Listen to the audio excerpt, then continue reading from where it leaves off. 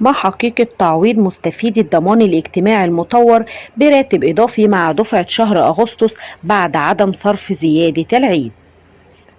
تساءل الكثير من قبل مستفيدي دعم حساب المواطن حول أمر الزيادة، فالجميع كان يطمع في صدور أمر ملكي بصرف راتب إضافي كمكرمة لعيد الأضحى المبارك، وخاصة وأنه صدر بالفعل العام الماضي في شهر يوليو أمر ملكي بمضاعفة راتب الضمان الاجتماعي المطور لشهر يوليو، وذلك لمواجهة تداعيات ارتفاع الأسعار. وهناك أخبار عدة منتشرة حول صرف راتب إضافي مع دفعة شهر أغسطس كتعويض للمستفيدين عن عدم صرف زيادة للعيد. فتابع معنا.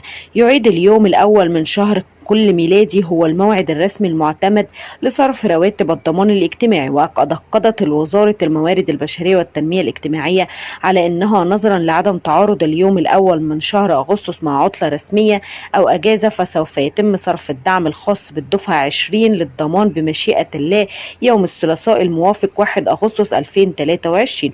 وهو صادق نزلت قبل عيد الأضحى، ولكن ليس مكرمة، إنما كان دعم من الملك لحساب المواطن، وأيضا مبلغ للضمان الاجتماعي كراتب إضافي.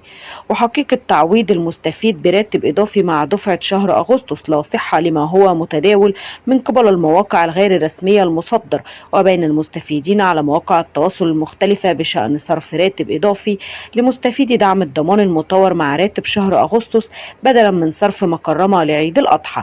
ولذلك لأن وزارة الموارد البشرية نفيت ذلك وأكدت على عدم صدور أي أوامر ملكية تفيد بصرف زيادة للمستفيدين، وكل ما هو متداول عن ذلك غير صحيح.